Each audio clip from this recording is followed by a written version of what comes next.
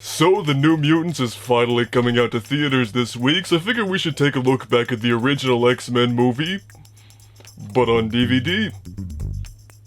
So let's get into it.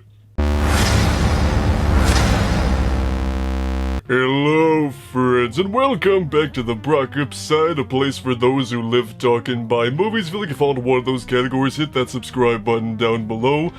But, yeah, it's weird to think that this year is the 20th anniversary of the original X-Men films, and now we're finally getting the New Mutants, which, was supposed to come out, 4 years ago, but, that's all water under the bridge, or at least it will be come Thursday night, and I figured to celebrate these monumentous occasions, we might as well take a look back at the DVD releases for the very first X-Men movie, back when DVD was a, new, exciting thing and all of that. So, with X-Men, you've got this really nice, shiny, metallic looking slipcover, you got the little X-Men there, but then if you just take off Mr. Slipcover, then you got even more shiny metallic goodness with a bunch of X-Men logos on it, and then if you open it up like so, you got all these character designs, and yeah, all of this elaborate packaging for one disc.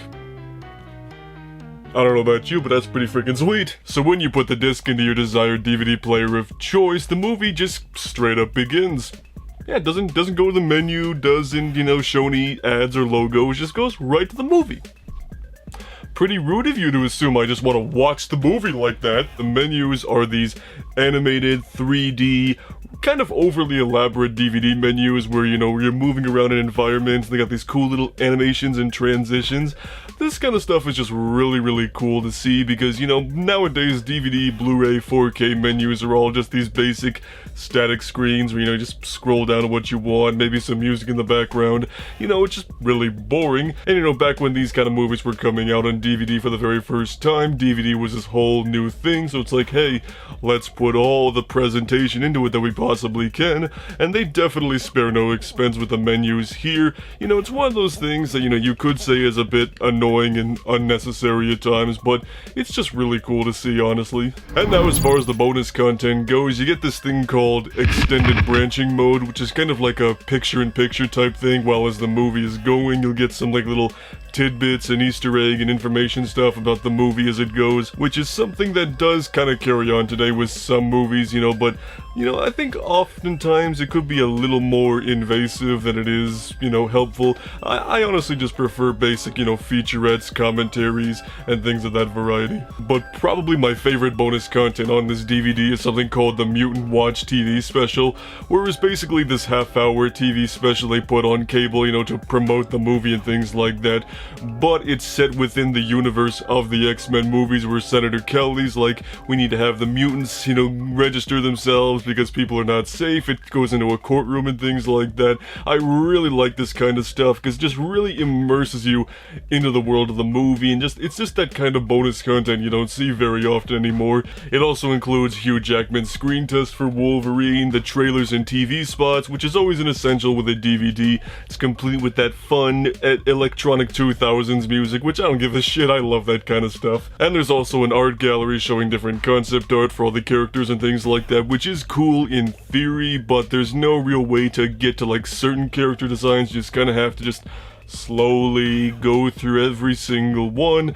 Not super responsive, but still cool to see. So overall, this DVD release of X-Men is, good. It's got some really cool menus, a couple of okay featurettes, and just some really nice elaborate packaging, which I'm always a fan of.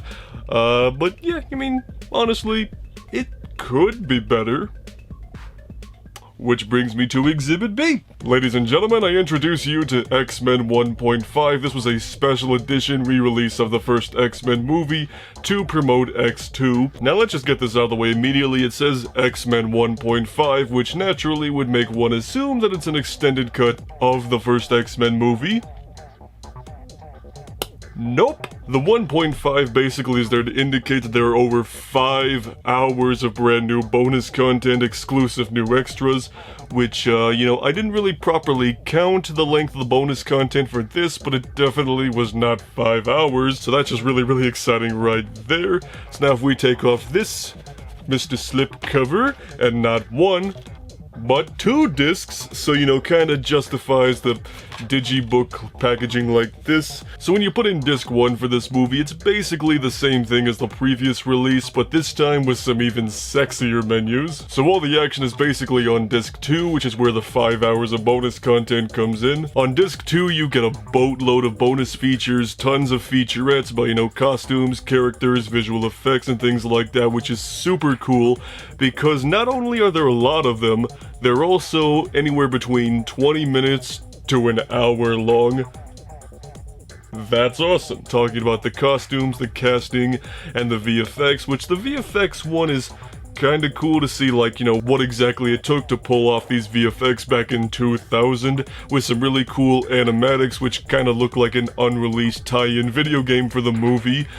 Even though there was no tie-in video game for the movie, which is kinda weird because this was in the golden age of movie-based games. But by far my favorite bonus feature on this DVD is an hour-long production scrapbook. It's basically a documentary following the filmmakers around as they try to get this movie made through production meetings, going onto sets while they're in construction. It's not like bonus content nowadays where it's just this little montage of clips with some music and some very vague sound bites talking about, oh, we filmed on this location, there were challenges, blah blah blah blah blah. So you actually get to see them try to figure all this out in real time, which is really, really cool because you feel like you're right there on the set with Bryan Singer and company while they're trying to figure out how to make this highly ambitious comic book movie.